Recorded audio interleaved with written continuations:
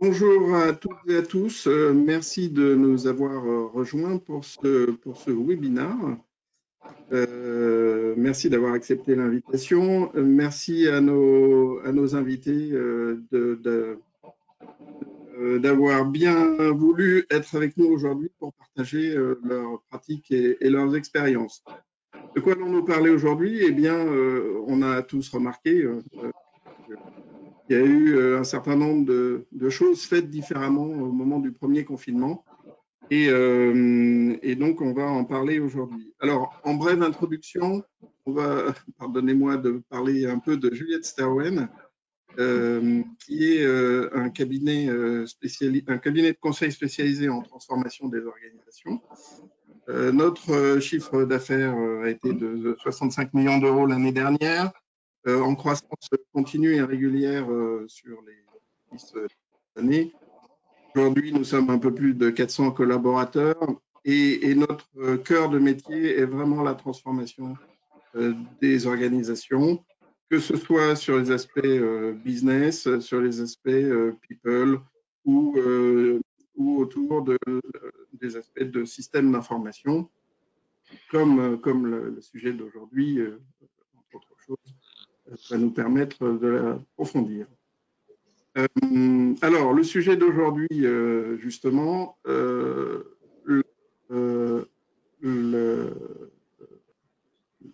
est basé sur plusieurs constats. On en reparlera, mais c'est que on a vu que les choses ont changé. Évidemment, il y a pas de, c'est une évidence. Vous l'avez tous vécu. Et même que nous sommes 8 mois après le premier confinement, la question qu'on s'est posée, c'est de savoir si, au fond, on a appris quelque chose, les choses opérationnellement, les pratiques, les collaborateurs, les règles de gestion. Est-ce que tout ça a changé? Et parmi ce qui avait été détecté comme un changement massif du premier confinement, c'est que l'engagement des collaborateurs de la DSI, de la fonction SI d'une manière générale, avait été extrêmement fort pour permettre le passage en confinement et la continuité d'activité des entreprises. Et beaucoup de DSI ont, je dirais presque, redoré leur blason, si besoin était. Et la question qui nous a traversé l'esprit était de savoir si tout ça avait été un feu de paille ou au contraire encore. Et puis, parmi les constats, le troisième point, c'est pas mal d'entreprises ont réussi de manière très très rapide à faire la bascule vers le confinement. Et une question nous a traversé l'esprit de savoir si l'agilité, les pratiques agiles, la culture agile, tout ce dont on parle et ces buzzwords très à la mode ont bien été un facteur d'accélération de changement, d'accélération du changement. Voilà, des questions assez ouvertes, assez larges, et bien pour essayer d'y répondre, nous avons aujourd'hui 3 participants que je remercie. Alors, on va voir les visages dans pas longtemps, vous les voyez à la caméra. Merci. Et donc, je vais les laisser se présenter en commençant par Pierre, s'il te plaît. Oui, merci Nicolas. Bonjour à toutes et à tous. Donc, je suis Pierre Ullmann, je suis le Chief Operating Officer de la banque de détail en France de BNP Paribas, donc notamment en charge des sujets informatiques, des sujets de back-office, d'opération, des sujets de relations clients notamment. Je suis aussi en charge de la transformation d'une manière générale, Chief Transformation Officer, pour le plan qu'on vient d'opérer et qu'on va poursuivre. On aura peut-être l'occasion d'en reparler.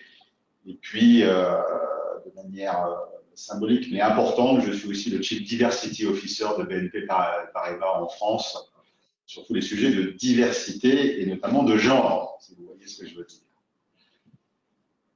Comme on le voit d'ailleurs à ce webinaire. Voilà. J'avais dit à outils à atteindre. J'espère que ce sera plus facile la prochaine fois. Ouais, on essaiera de faire mieux, effectivement. Bonne remarque. Merci. Bonjour Guillaume.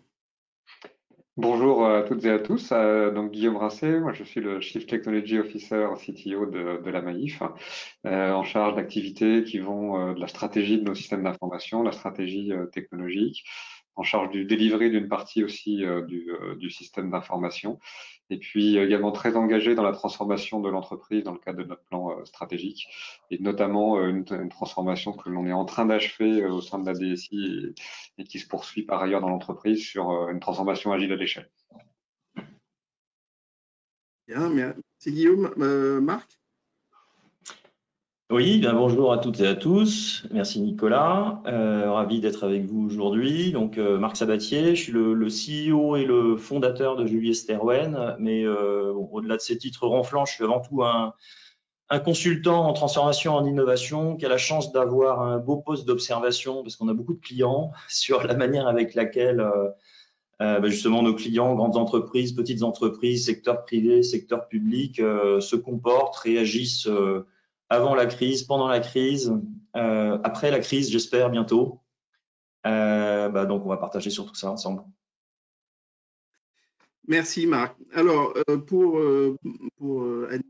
co-animer avec nos intervenants ce webinaire, nous serons deux et je vais laisser Philippe se présenter. Bonjour à toutes et à tous et merci d'être avec nous. Donc, je suis Philippe You. J'anime avec Nicolas les compétences de conseil au DSI et aux transformations des DSI notamment. Et pour ce webinaire spécifiquement, je serai Monsieur Question. Donc, je prendrai en charge vos questions que je relayerai à l'équipe. Et voilà, vous ne me verrez que pour les questions après cette introduction. À tout de suite. Merci Philippe. Donc, en deux mots, moi je suis Nicolas Chesne, je suis associé chez Julius Sterwen et j'anime en collaboration avec Philippe, j'anime la communauté des consultants au DSI et aux sujets digitaux. Voilà, avant de passer à la table ronde, très rapidement, quelques petites règles du jeu pour ce webinaire. Alors, les micros de tout le monde sont coupés de manière totalement autoritaire. Voilà, pardonnez-nous, mais c'est beaucoup plus pratique pour nos intervenants.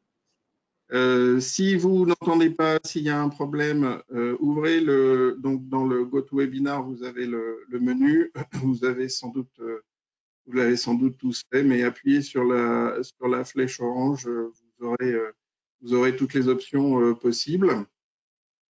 Et puis, pour poser des questions qui seront synthétisées par Philippe et puis posées à nos intervenants, vous avez un onglet questions.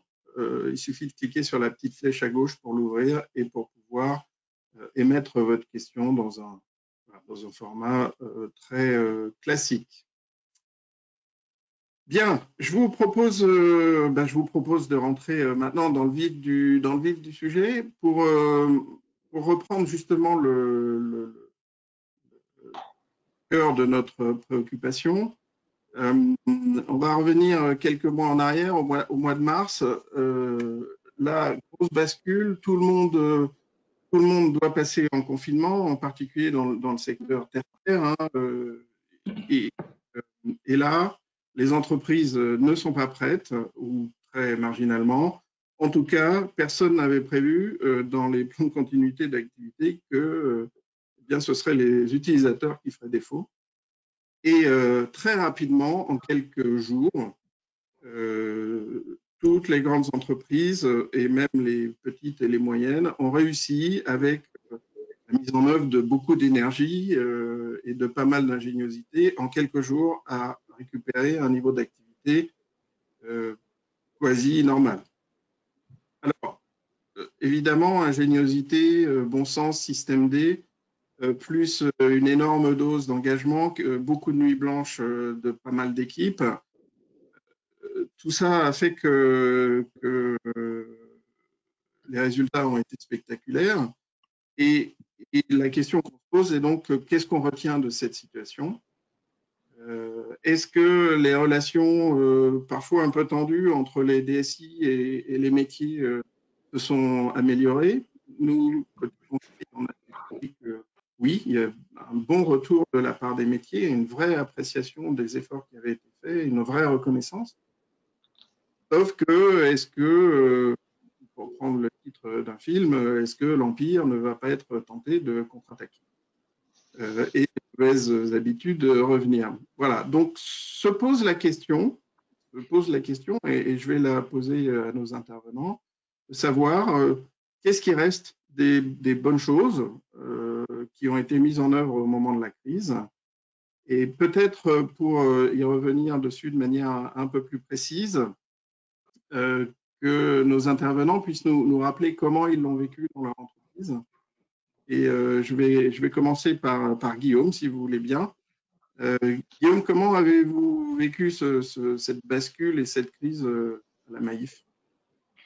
Je crois que pour nous, l'enjeu, et aussi évidemment pour beaucoup d'entreprises, ça a d'abord été d'être au rendez-vous de cette situation, qui, comme vous l'avez dit, Nicolas, n'était pas du tout quelque chose qu'on avait anticipé dans nos plans de continuité d'activité.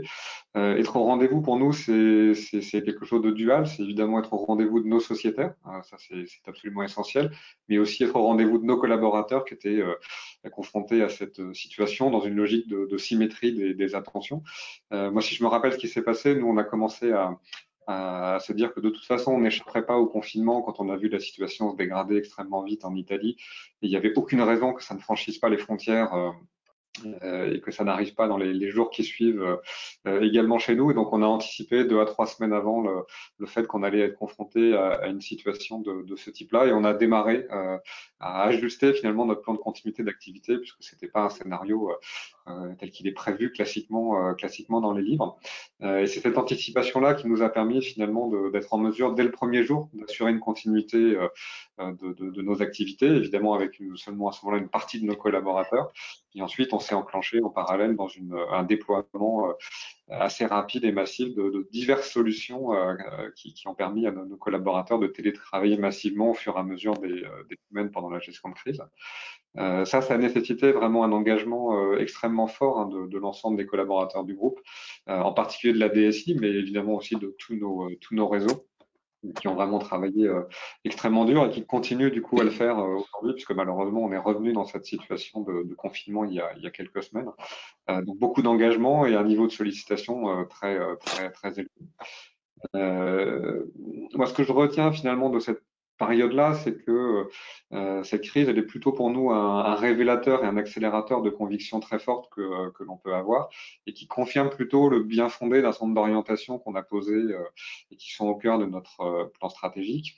Alors évidemment, c'est une évidence, mais si on n'avait pas déjà déployé en amont un certain nombre d'outils collaboratifs dans le cloud, je pense à Teams ou d'autres alternatives, je pense qu'on n'aurait pas du tout vécu ces crises de la même manière.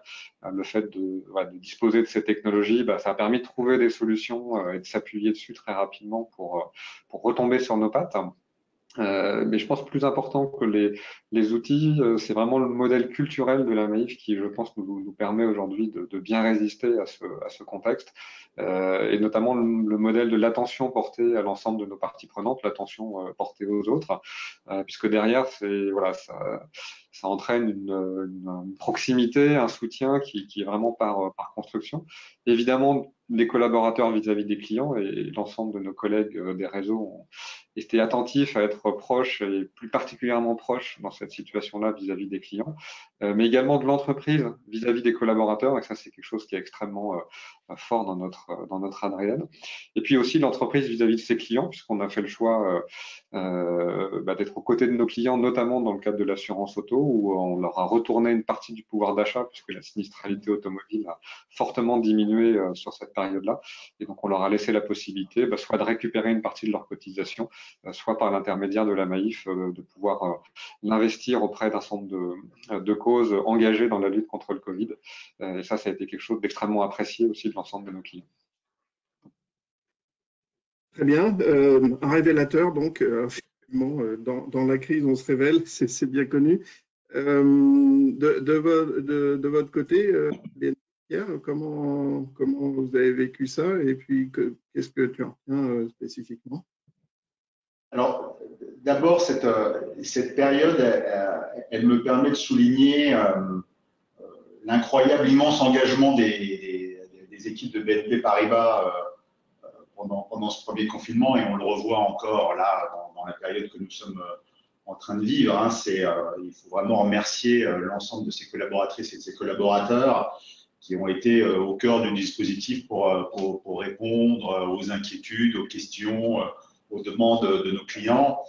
Un indicateur, c'est pendant cette période-là, et la période qu'on vit encore aujourd'hui, c'est près de 90% de nos agences qui restent ouvertes d'une manière ou d'une autre pour montrer à quel point on est engagé auprès de la société et auprès de nos clients dans cette période difficile.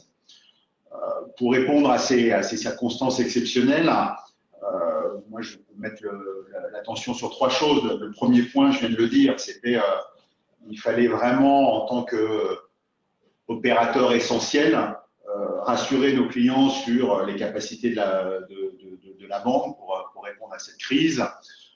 Pendant le premier confinement, clairement, c'est des dizaines de milliers de reports d'échéances de crédits que nous avons dû opérer dans l'urgence et de manière automatique.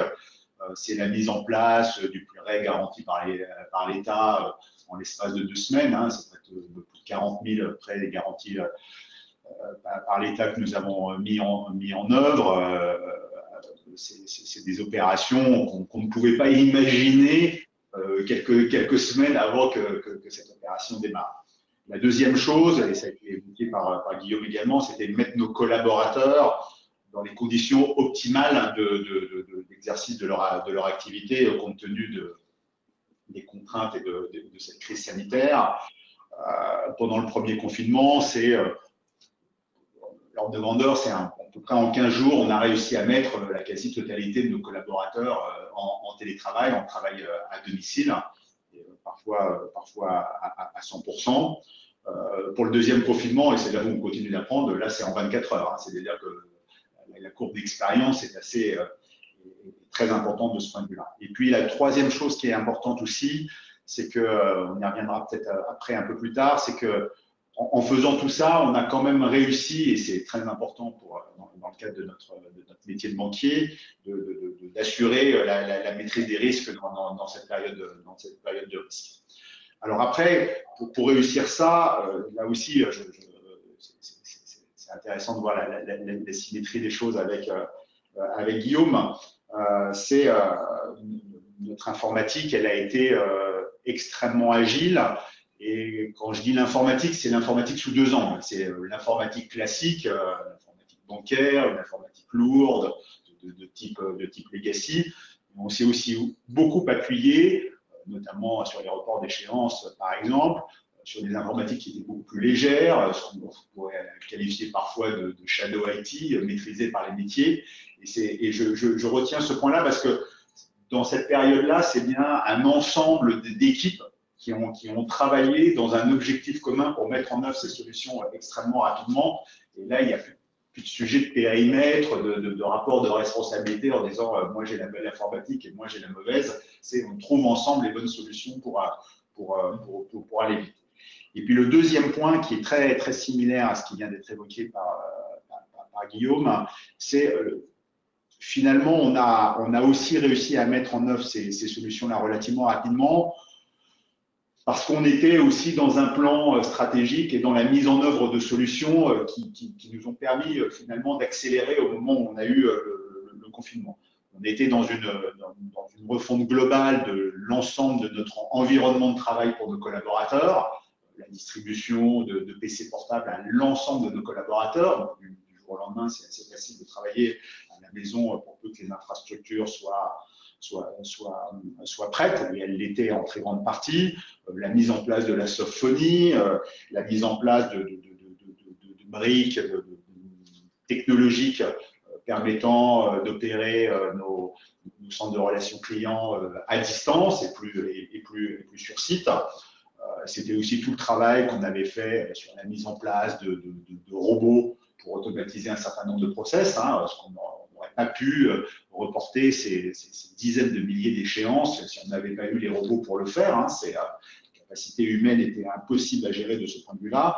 Et puis la troisième chose qu'on avait entre guillemets, si je peux me permettre, qu'on n'avait pas anticipé, mais qui nous a permis de bien traiter ces sujets-là, c'est qu'on était dans un plan de digitalisation de notre relation client et les fonctionnalités de self-care fournies à nos clients, qu'ils soient particuliers ou entreprises, ont bien évidemment, dans cette période de confinement, énormément facilité les choses pour maintenir le lien entre la banque, les banquiers et nos clients. Donc cette période, c'est vraiment un bon révélateur et enfin, quelque part, ça nous a permis d'accélérer encore plus ce que nous étions déjà en train de mettre en place depuis 2 ans environ. Excellent, merci Pierre, et puis bravo à vous pour cette efficacité. Alors, ça ne s'est pas nécessairement passé aussi bien pour tout le monde, si j'ose dire. Et donc, je me tourne, je regarde plutôt mon écran à un autre endroit, je me tourne vers Marc. Et est-ce que tu peux nous faire une synthèse de ce que tu as constaté chez nos clients au moment du confinement? Alors, merci Guillaume et Pierre pour ces témoignages. Et puis, bravo, parce qu'effectivement, je pense que vous faites partie, mais on l'a bien vu, parce qu'on travaille avec et BNP Paribas et la Maïf, que les choses s'étaient bien passées. Donc, bravo pour avoir passé les obstacles de cette façon-là. Peut-être d'abord de notre côté, alors même si on n'est pas de la même taille, hein, c'est un peu moins de 450 personnes, malgré tout, de notre côté, donc on était tous on va dire nativement nomades, équipés pour ça. Notre métier s'y prête plutôt bien, hein, pour être franc. Donc de ce côté-là, tout le monde s'est mis techniquement en télétravail sans aucune difficulté. Pour autant, ce qu'on a vu, enfin on a vu deux choses. On a vu une première chose, c'est qu'il fallait qu'on adapte pas mal de modalités de travail de notre côté. Et finalement, ça nous a fait plutôt du bien parce que la plupart, on va les pérenniser et on s'aperçoit qu'on a beaucoup progressé pendant cette période-là. Et puis, enfin pour autant, ce télétravail massif, forcé, ininterrompu, pour moi, c'est pas du télétravail, ça s'appelle du confinement. Donc, ça nous a pas affranchi de renforcer comme jamais la communication avec les managers, la communication avec l'ensemble des collaborateurs, une vigilance particulièrement forte sur l'identification des personnes en difficulté, et donc le déploiement d'écoute massive auprès des collaborateurs, beaucoup d'individualisation dans l'écoute, en fait. Parce que la perte de repères et la baisse d'engagement sont pas proportionnelles à la qualité du matériel et des outils technologiques. On a pu constater ça, je suis obligé de le dire. Donc, comme tout le monde, on s'occupe comme l'est sur le feu, on s'occupe le mieux qu'on peut des difficultés qu'on peut rencontrer dans cette logique très individualisée. Après, du côté de nos clients et de nos prospects, je disais, on a plus de 1000 clients, donc la chance qu'on a eue quelque part, c'est qu'on a eu particulièrement beaucoup d'échanges avec eux, des centaines et des centaines en réalité, hein, dans les quelques mois qui viennent de se passer, et en particulier pendant le premier confinement. Et sincèrement, on a vu de tout, là, comme tu disais, Nicolas, des situations bien maîtrisées sur le plan techno, hein, comme Pierre et Guillaume les décrivaient pour BNP Paribas et la Maïf, mais aussi des cas assez extrêmes où des entreprises, pourtant plutôt du tertiaire, hein, pas forcément banque finance assurance, mais en tout cas du tertiaire, avaient par exemple qu'une infime partie de leurs collaborateurs, voire quasi aucun, équipés de laptop, avant même de penser d'accéder aux outils de gestion interne. Hein. Première étape, c'est déjà avoir le matériel de base. Donc, on a vu des cas où une bonne partie de l'entreprise s'est retrouvée vraiment en carafe. Hein. Il a fallu parfois des jours, des semaines pour que l'activité reprenne et disons de façon maîtrisée, hein, à défaut d'être normale. Et du coup, on a vu à peu près toutes les nuances de gris entre ces cas-là et puis les cas que décrivent Pierre et Guillaume. Mais ce qui est intéressant, c'est qu'au final, malgré ce moment un peu compliqué, si on prend un peu de hauteur, il n'y a pas eu trop de casse, ou en tout cas, s'il y a de la casse dans les entreprises, ça n'a pas été pour cette raison-là. Je rejoins Pierre et Guillaume sur le fait qu'on a pu s'apercevoir aussi d'une chose dont vous avez parlé et dont on va sûrement reparler, c'est que dans l'écrasante majorité des cas, les collaborateurs ont fait preuve d'une agilité incroyable. L'agilité au sens propre, hein, celle du bon sens, de la simplicité, de la volonté de passer l'obstacle, de l'engagement pour que ça marche. Hein. Ça a été une leçon, je pense, pour pas mal de managers old school hein, qui, j'espère, sont connectés à ce webinaire, qui imaginaient, je pense pas forcément que tout ça serait possible. Et pour finir là-dessus, je pense que, pour reprendre les mots de révélateur et d'accélérateur, je pense aussi que ce choc a été très révélateur de la réalité des choses, en fait, du niveau de digitalisation effectif, bien sûr, mais aussi des comportements, des aspirations, de la capacité des collaborateurs à être agiles, de l'agilité naturelle des organisations avant le Covid, de leur résilience, etc. On a vu les choses. On a eu un stress test. Et ça a été donc aussi un accélérateur, mais sous une autre forme. Parce que si je prends tous les dirigeants d'entreprise avec qui j'ai pu parler, tous m'ont dit que, comme c'est Guillaume qui le disait, je crois, tous m'ont dit que ce qui se passait, en fait, les confortait dans les orientations qu'ils avaient prises dans les semaines ou dans les mois précédant la crise, au travers d'un PMT, d'un plan de transformation, etc., sur les aspects digitaux, organisationnels, managériaux, culturels. Et ça, c'est ça, c'est un accélérateur parce que tout le monde ressort en se disant qu'il faut mettre en place les orientations, qu'il faut le faire, qu'il ne faut pas attendre, qu'il faut aller encore plus vite que ce qui est prévu. Ça, on le voit.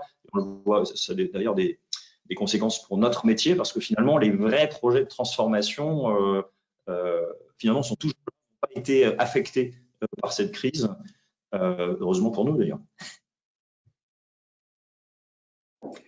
Bien, alors, complètement d'accord. Alors, peut-être, pour revenir sur les mots que tu as dit, bon sens, simplicité, en préparant ce webinaire, nos invités nous ont donné des exemples incroyables de simplification qu'ils ont mises en place et de mesures qui ont été soit accélérées, soit innové au moment de la bascule dans le premier confinement. Et parmi les exemples, peut-être Pierre, tu peux commencer sur comment vous avez fait la BNP pour accélérer un certain nombre de choses. Alors, oui, effectivement, Nicolas, le point que je veux citer, c'est que dans le cadre du premier confinement, pour continuer l'activité de la manière la plus efficace possible, c'est poser la question de mesures d'allègement vis-à-vis des clients, vis-à-vis de procédures administratives en interne, vis-à-vis de contrôles que nous devons opérer. Hein. Je rappelle que la banque travaille dans un environnement extrêmement régulé, et donc on a besoin de contrôler un certain nombre de choses. Et donc on a pris un certain nombre de mesures, pour être totalement exact, on en a pris 421 mesures d'allègement que nous avons assez décidées pour être totalement au clair, notamment vis-à-vis de nos régulateurs. La question s'est posée, bien évidemment, en sortie de confinement, de dire ces mesures d'allègement, surtout comme je l'ai dit tout à l'heure, on a opéré dans un environnement où notre maîtrise des risques a été plutôt efficace. Donc, on est parti avec le présupposé que 80% de ces mesures d'allègement pouvaient se pérenniser dans le temps, qu'elles iraient bien aux collaborateurs, qu'elles iraient bien aux clients, bien sûr, et puis qu'elles iraient bien aux organisations dans leur ensemble, et puis probablement aux régulateurs à partir du moment où on leur assurait le bon niveau de maîtrise de risque. Un mois après le confinement, on a laissé les métiers en toute autonomie décider de cela. Il y en a quand même un peu plus de la moitié sur lequel on était revenu dans le monde d'avant. Là où on avait dit que 80% des mesures seraient pérennisées, en fait, l'habitude était de dire, mais non, on est finalement plus confortable, ce qui est un peu surprenant de dire, mais non, on va revenir dans le monde d'avant, et donc ces mesures, elles ont été désimplifiées.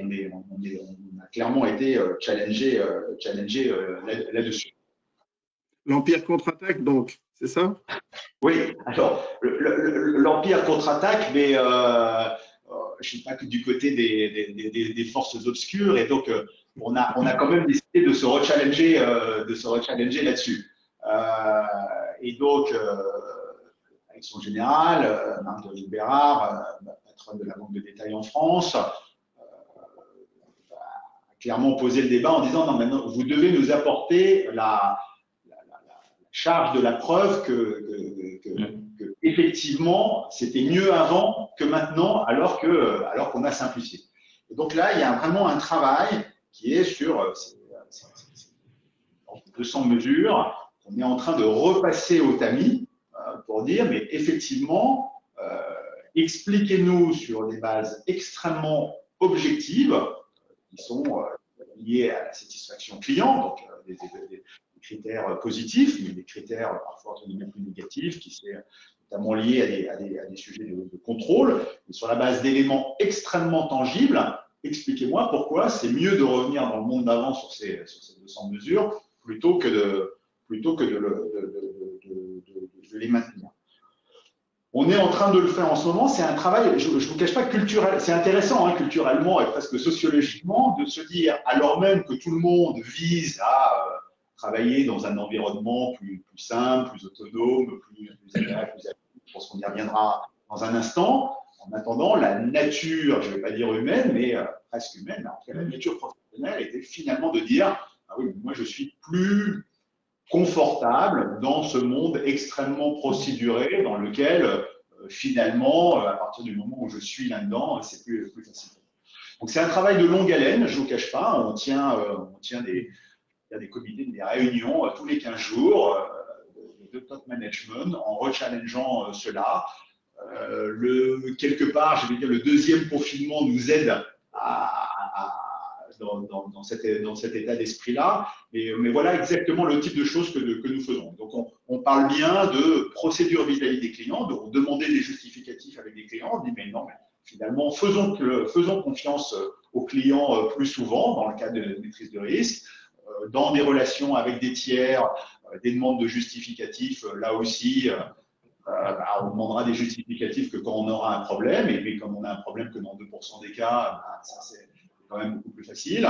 Et puis, il y avait aussi, on a beaucoup travaillé notre politique de risque contrôlé, sur un certain nombre de contrôles, où on faisait des contrôles parce que ça nous rassurait. Quand les contrôles, ils montrent que c'est efficace à 100%, le contrôle lui-même ne sert plus à rien. Et donc, il faut probablement rechallenger le principe même du contrôle sur un process qui est devenu efficace à 99,9%. Donc, voilà le type d'exemple qu'on est en train de rechallenger.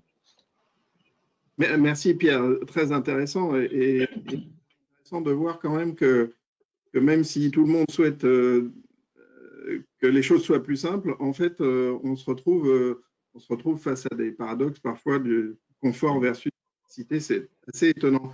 De votre côté, Guillaume, est-ce qu'il y a, enfin, j'imagine qu'il y a des bonnes pratiques du premier confinement que vous avez pérennisées. Comment ça s'est passé et est-ce que l'Empire a tenté de contre-attaquer à Naïf? Oui, alors c'est un sujet intéressant. Je pense que ce qui est assez essentiel finalement dans la manière dont on a pu être au rendez-vous de la gestion de crise, c'est la confiance. Et Pierre, vous l'évoquiez aussi dans la relation avec les clients. On a vraiment la confiance ancrée dans notre modèle, et je pense que c'est ça qui a permis d'ouvrir un certain nombre de portes et de faire des choses parfois étonnantes qu'on n'aurait certainement jamais osé faire dans d'autres contextes. C'était un exemple qui est anecdotique, mais pendant la gestion de crise, on a fait le choix d'équiper certains collaborateurs, à peu près 500 de téléphones portables sur lesquels ils ont reçu des appels clients, quelque chose qu'on n'aurait jamais fait dans la vraie vie, mais qui a permis de résoudre une situation un petit peu spécifique sur certains métiers. Au-delà de ces anecdotes, je pense qu'il y a des choses sur lesquelles on s'est engagé, nous, en tout cas, dans un ancrage durable de ces pratiques-là. Et je pense notamment à deux sujets. Le premier, c'est le télétravail, et le deuxième, c'est l'agilité à l'échelle. Sur le télétravail, on avait déjà un accord voilà, qui couvrait une population partielle de l'entreprise avec un certain nombre de contraintes. On avait engagé un début de réflexion avec nos partenaires sociaux sur la généralisation de l'accord de télétravail.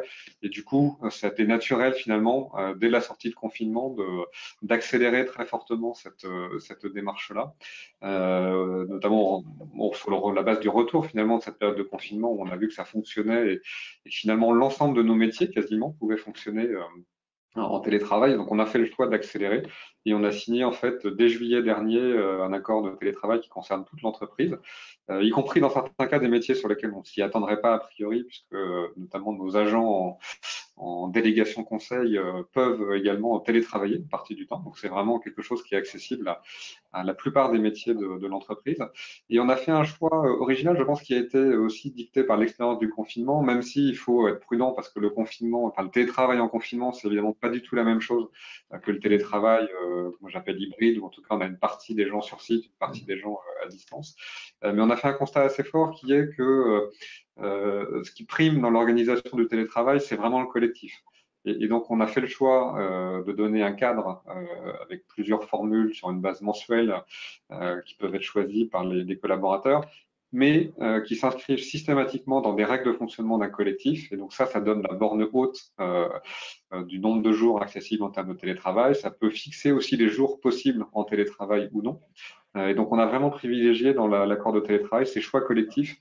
Et je pense que ça, c'est un enseignement, alors peut-être un peu implicite, mais un enseignement de cette période de confinement où on a vu l'importance de garder cette cohérence du collectif dans les fonctionnements au quotidien.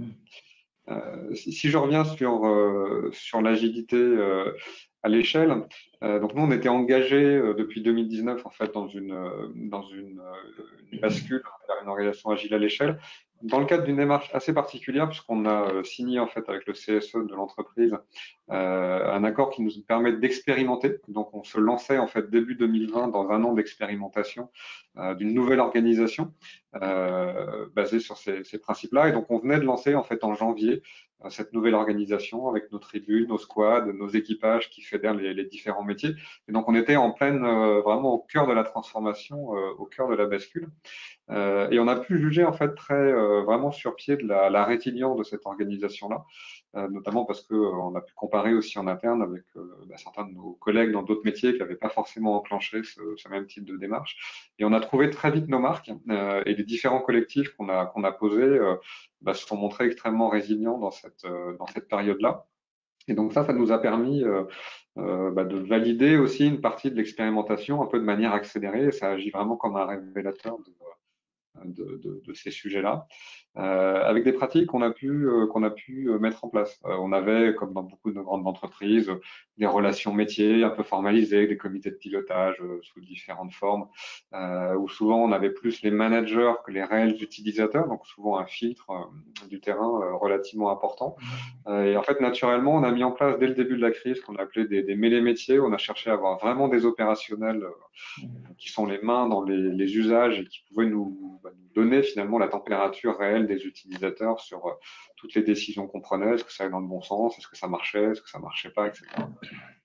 Et donc ça, c'est quelque chose qu'on a pérennisé. Et donc on a gardé, alors pas à la fréquence de tous les jours comme on l'avait évidemment pendant la gestion de crise, quoi qu'on l'a refait pendant cette période de deuxième confinement, mais on a gardé cette mécanique-là. Et donc toutes les semaines, on a un dialogue très concret, très opérationnel entre des représentants de la DSI et des représentants des métiers, qui est un dialogue de proximité, qui est vraiment avec des gens qui sont aux manettes de ces différentes filières. Et ça nous permet d'avoir à la fois une température beaucoup plus fine, beaucoup plus pertinente du ressenti, et aussi beaucoup plus de confiance, parce que dans ces échanges, on est beaucoup plus transparent, on se dit les choses. Et je pense que ça a créé une manière différente de travailler avec nos métiers. Le fait de travailler en confiance, chacun sait qu'il a des problématiques, la DSI en a, les métiers en ont, mais on met sur la table nos problématiques. Il n'y a plus d'effet de manche ou de posture autour de ces problématiques, et on se dit juste les choses, et quand il y a un problème, on se dit qu'il y a un problème, ça arrive, tout le monde en a, et on partage aussi comment on les résout ensemble. Et ça, je pense que c'est une vraie force qu'on va garder dans la durée et sur laquelle on a pu partager, nous, à la fois une très bonne satisfaction côté DSI, parce que nos équipiers se sentent extrêmement valorisés dans ce type de démarche, Et une grande satisfaction aussi des métiers parce qu'ils comprennent ce qu'on fait, ils comprennent nos difficultés. Et ça, c'est un élément essentiel. Hop, donc vraiment des bonnes choses à garder. Marc, comment tu dirais ce qu'on voit chez nos autres clients? Bon, ce qui ressort d'une manière générale, si on prend un peu de recul, c'est de façon évidente le sujet du télétravail. Si on faisait un nuage de mots lié à la crise sanitaire, je pense qu'on verrait que ça en fait sur l'écran. Mais bon, en même temps, pardon, hein, mais je sais pas, ça m'ennuie un petit peu en fait, voire beaucoup, parce que comme on l'a dit, et puis quand on entend Pierre et Guillaume, on le voit bien. On l'entend bien, la période, elle révèle beaucoup d'autres choses sur l'agilité, sur les modes de management, sur la digitalisation, sur les motivations personnelles des individus, les nouveaux moteurs de leur engagement. Guillaume, à l'instant, parlait de peut-être d'un mode de communication un peu différent, plus transparent, d'organisation plus plate. Enfin, si j'entends des métiers, on va chercher les personnes qui font, pas uniquement les personnes qui animent les gens qui font, etc. Donc, il y a plein de choses que cette crise révèle changer. Dans mes échanges avec des managers du secteur banque et assurance, d'ailleurs, hein, en particulier, il y en a pas mal qui s'interrogeaient jusqu'à même le positionnement de leur entreprise dans la société, sur la composition de leur portefeuille de produits et de services, lesquels m'ont servi, lesquels ont vraiment apporté de la résilience, lesquels sont vraiment utiles à mes clients. Donc, on voit bien que la crise, elle révèle des trucs assez à 360, bien plus larges que le télétravail. Donc je suis toujours un peu agacé, on va dire, parce que quand on regarde la presse, en fait, on parle que du télétravail. Quand on nous appelle pour des interviews, c'est sur le télétravail. Mais le confinement, encore une fois, c'est pas le télétravail. Le télétravail, c'est une modalité de travail. Guillaume le disait, hein, qui doit s'agencer avec d'autres modalités pour faciliter la vie de chaque collaborateur, en améliorant en parallèle, évidemment, sa contribution à l'entreprise, ça va de soi, avec un équilibre entre le choix du collaborateur et le choix de l'équipe et du manager avec lesquels il travaille. Tout ça se fasse harmonieusement au bénéfice de tout le monde. Bon, très bien. Mais il n'y a pas que ça, quoi. Et j'ai une crainte, c'est que cet écran de fumée, en fait, du télétravail empêche finalement, post-crise, d'avancer sur les autres sujets, comme l'agilité d'organisation que l'un et l'autre vous avez évoqué. Et voilà. Donc, d'un côté, le télétravail, c'est une opportunité. Hein, je ne rejette pas le truc. Au contraire, hein, c'est très bien. On a avancé sur quelque chose sur lequel il fallait absolument avancer. Ça a accéléré les choses. Mais d'un autre côté, ça peut être un frein simplement voilà, parce que ça occupe un peu trop le paysage à mon goût. Voilà. Et après, je vais revenir sur un point qu'a évoqué Pierre sur les mesures et la difficulté qu'on sait bien, qu'on connaît bien à se forcer à ne pas revenir à la normale. Bon, alors, il y a des gens chez Julius Stewart qui sont super calés sur la manière avec laquelle fonctionne le cerveau. C'est pas mon cas, mais on sait bien qu'un changement, en fait, ça consomme une énergie folle. Dans mon cerveau, enfin au sens propre du terme. Donc naturellement, chacun d'entre nous a plutôt envie, même si c'est pas exactement ce qu'il disait au plein cœur du premier confinement, a plutôt envie de retourner à une situation normale, même si ça correspond pas à ses aspirations. C'est comme ça, c'est physique. Bon, on n'y peut rien. Et d'ailleurs, c'est amusant parce que pendant cette crise, à partir du 16 mars, hein, moi j'ai vu la proportion de dirigeants décidés à vraiment rebattre les cartes en tirant les leçons du Covid évolue au cours du temps. Si je la fais courte, les premières semaines, c'était l'instinct de survie, donc il n'y avait pas de sujet, il fallait que ça fonctionne. Ensuite, assez majoritairement, moi j'ai vu une volonté, encore une fois majoritairement, hein, une volonté de changer vraiment les choses après le Covid et beaucoup de choses. Et pourtant, je peux vous dire que j'en connais des bien réfractaires hein, sur ce genre de trucs, hein, donc, mais qui ont vraiment admis la nécessité de faire quelque chose.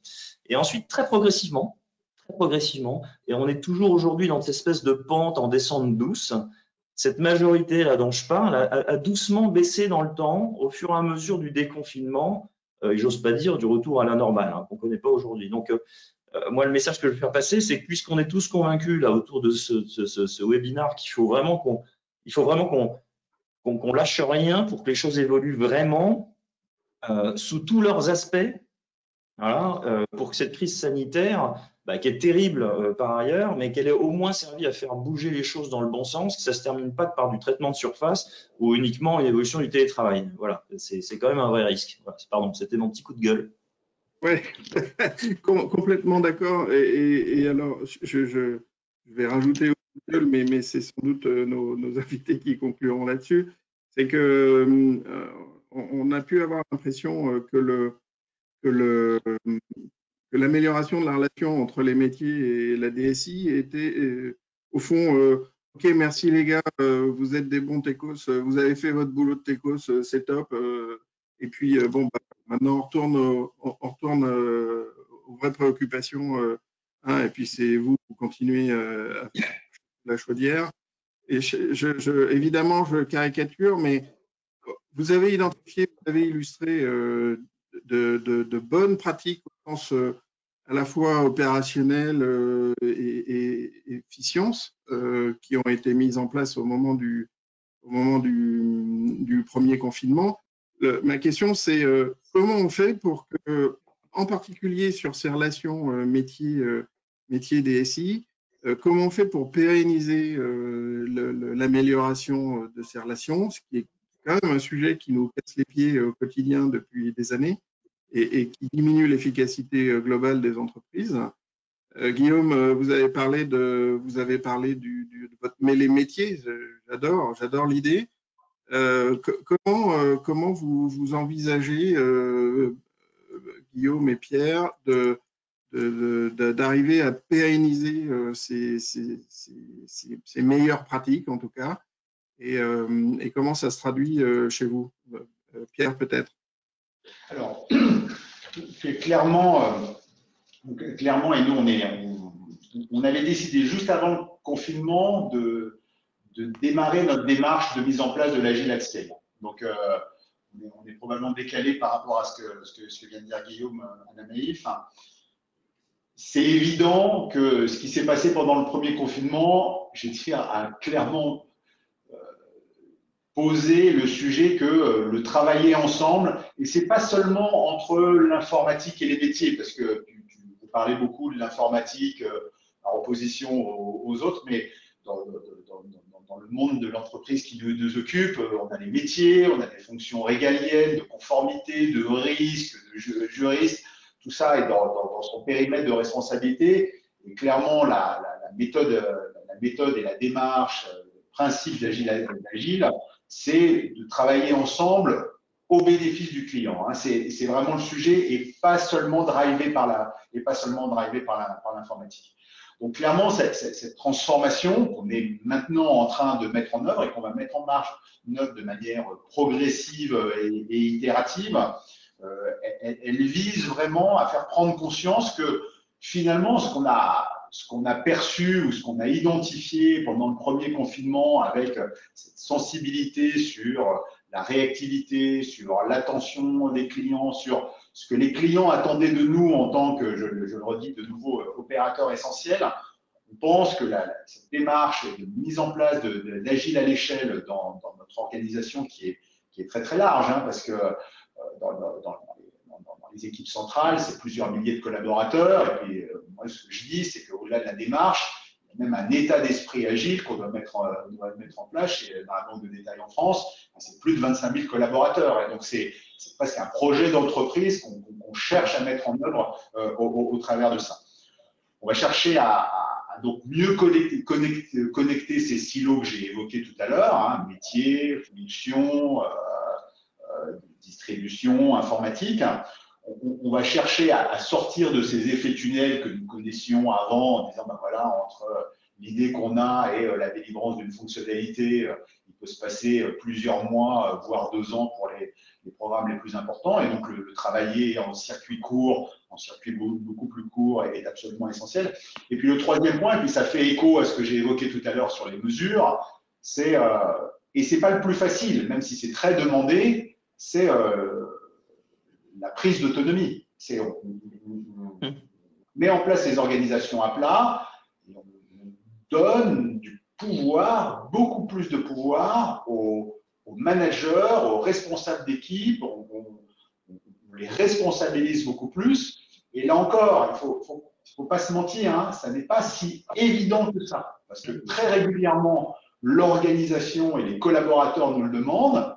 Et quand on leur dit, bah, tiens, Banco, on vous le donne maintenant dans ce cadre-là, et voilà, on vous donne le budget, et maintenant c'est à vous de gérer la backlog, et puis vous nous dites ce que vous allez faire. C'est pas si évident que ça. Et donc tout le travail d'accompagnement qu'on va avoir à faire auprès des équipes, en termes de méthode, mais je le redis aussi, en termes d'état d'esprit, n'est pas si évident que ça. Donc, pour répondre à la question, le sujet maintenant, c'est l'agile, et l'agile à l'échelle pour nos organisations, c'est clairement la prochaine étape pour nous pour pouvoir pérenniser ce qu'on a appris pendant ces périodes de confinement. Ok, donc vous êtes sur la bonne voie, en tout cas avec la bonne volonté. Et quand il y a une volonté, il y a un chemin, dit le sage. Guillaume, de votre côté, comment cette pérennisation, vous la voyez et vous la ressentez? Oui, je partage la même envie que Pierre a évoquée. Je pense qu'il y a une véritable envie partagée de poursuivre cette transformation. Probablement pas tellement pour construire le monde d'après, parce que je pense qu'on est plus vraiment dans cette question-là, mais surtout le monde de demain. Et je pense que ce qui a été vécu et ce révélateur qu'on évoquait tout à l'heure donne envie de construire un monde de demain qui est une évolution de celui d'aujourd'hui. Et on retrouve, nous, cet engagement de manière assez forte au sein de l'entreprise. Je pense à quelque chose, un élément de pérennisation qui est assez important aussi, c'est on a fait la preuve que on travaillait beaucoup mieux quand on dépassait les organisations et Pierre l'a également cité. Et je pense que ça c'est un enjeu de demain.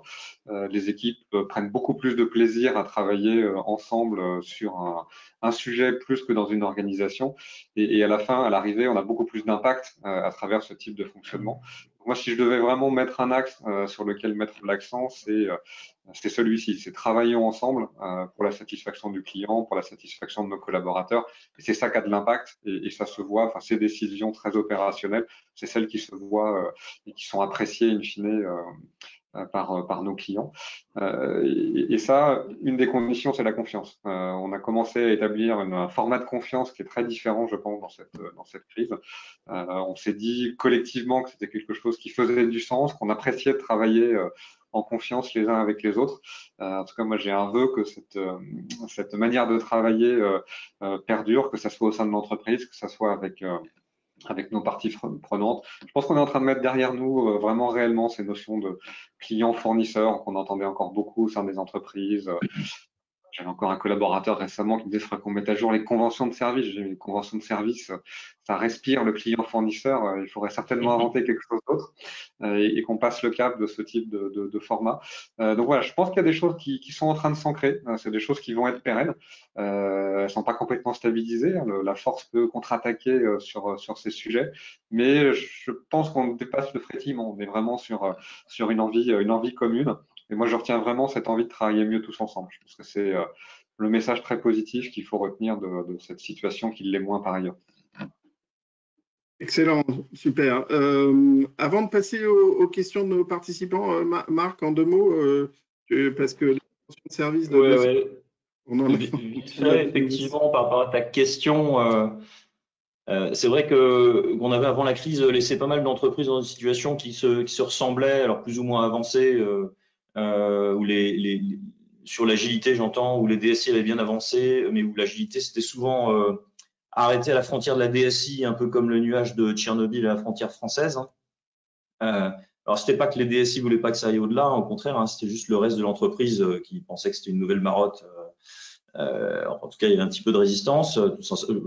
Maintenant, tout le reste de l'entreprise savait aussi très bien que ça apportait des avantages concurrentiels énormes, parce qu'il y a des noms d'entreprises qui circulent et qui sont même associés à des modèles. Hein.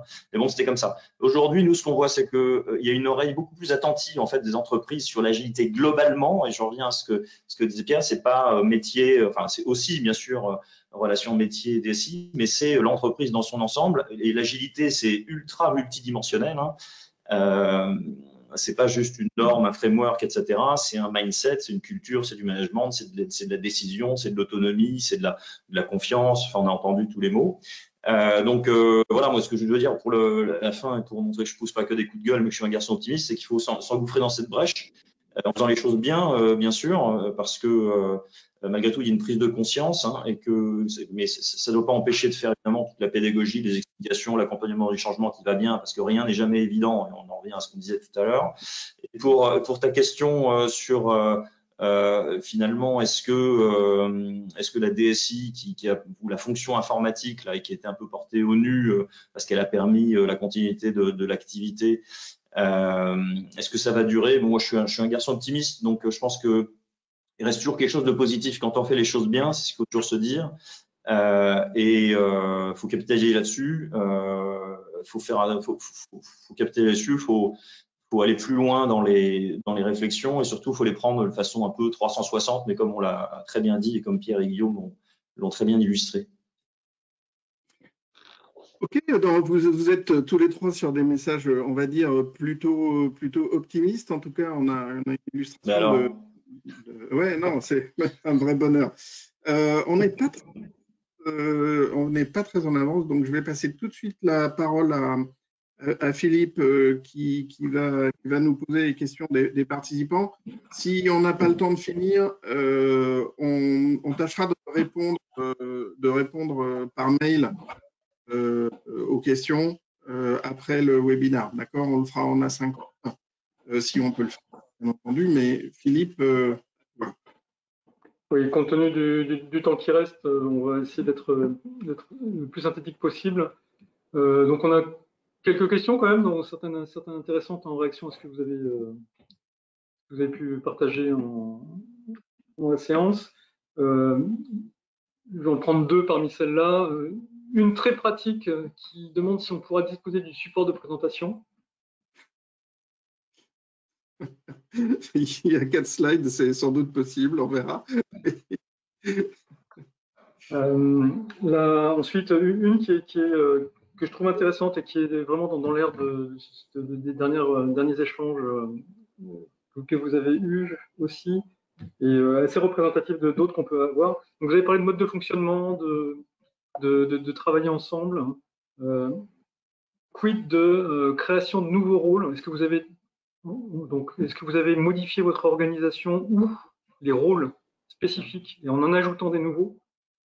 Et donc au sein de la DSI, et aussi surtout, de quelle manière est-ce que vous avez interagi dans ce cas-là avec vos clients? Parce que en fait, dans l'agile, notamment, on ne se transforme pas tout seul.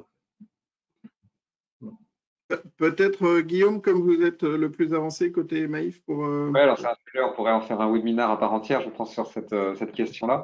Alors, c'est pas lié au contexte de la crise, nous, c'est plutôt lié à ce qu'on a engagé effectivement sur la transformation agile à l'échelle. On a fait le choix de faire effectivement évoluer certains métiers de manière assez significative ou de créer de nouveaux métiers. Je vais donner deux exemples. On avait historiquement, comme toutes les entreprises françaises, cette notion de maîtrise d'ouvrage, maîtrise d'œuvre, qui est une notion qu'on fait disparaître dans l'organisation agile à l'échelle en introduisant la notion de business analyst. Et donc, on a des business analysts qui travaillent directement avec des développeurs. On n'a plus ce découpage en 3 couches qu'on retrouvait précédemment dans les organisations projets classiques. Donc ça, c'est plutôt voilà, de l'évolution de métier avec beaucoup d'évolution de posture, de comportement, d'interaction aussi au sein d'un produit entre ces parties-là. Et du coup, ça crée beaucoup plus de proximité avec les clients. On a des développeurs qui parlent aux utilisateurs aujourd'hui, et ça, c'est une nouveauté. Et puis, pour être concis sur la question, on a introduit, nous, la notion du métier de designer au sein de la DSI, qui est une vraie nouveauté.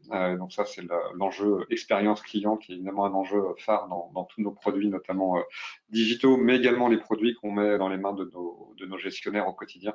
Et donc, on a une équipe de design qui fait une dizaine de personnes aujourd'hui qui interagit plus uniquement sur des questions d'ergonomie, mais vraiment aussi sur des questions d'expérience. Si je peux me permettre de rajouter deux choses, que c'est on change en fait aussi la manière dont on responsabilise les gens. Hein, on passe d'un mode de management hiérarchique à un mode de management beaucoup plus fonctionnel et transverse. Donc ça, c'est dans les changements de rôle, je trouve que c'est un point essentiel au-delà des rôles. Et le deuxième point sur lequel, alors nous on est en phase de création et d'appropriation, mais point sur lequel j'insiste beaucoup, et d'ailleurs Guillaume n'en a pas parlé et moi ça me va bien, on ne va pas changer les organisations, on va changer nos modes de fonctionnement. C'est que l'organisation en tant que telle, objectivement, moi, je m'en fiche un peu. Je ne vais pas changer l'organisation de l'informatique, je ne vais pas changer l'organisation des opérations, je ne vais pas changer l'organisation du métier. Je crée des nouveaux rôles, certains ont été évoqués par Guillaume. Je mets en place des équipes transverses, ces fameuses tribes, ces fameuses squads, et qui fonctionnent, mais qui fonctionnent indépendamment de l'organisation. C'est un point essentiel. Et c'est pour ça que la responsabilité fonctionnelle prend toute son importance. Absolument, merci beaucoup. Philippe, aurais-tu une autre question? Alors, oui, mais sachant qu'il est 30. Il est 30, mais alors la bonne nouvelle, c'est qu'on a encore plein de nos participants. Si on peut vous manger 5 minutes de plus, je pense que ça peut être intéressant de partager un peu. Oui. Sur la relation client, donc une question très précise, donc je reviens sur le même thème.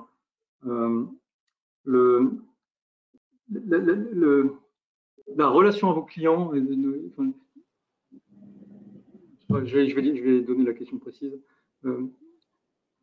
Nous avons, voilà, un de nos interlocuteurs a créé un rôle de correspondant client, donc n'avait pas un rôle de correspondant client spécifique. Avez-vous mis en place ce type de rôle? Guillaume? C'est une question très pointue. Ouais, je pense qu'on parle de clients internes, j'imagine, dans la question. Interne, c'est ça. Nous, on avait déjà ce type de rôle qui existait dans l'organisation. On a plutôt fait évoluer les pratiques, comme je l'évoquais tout à l'heure.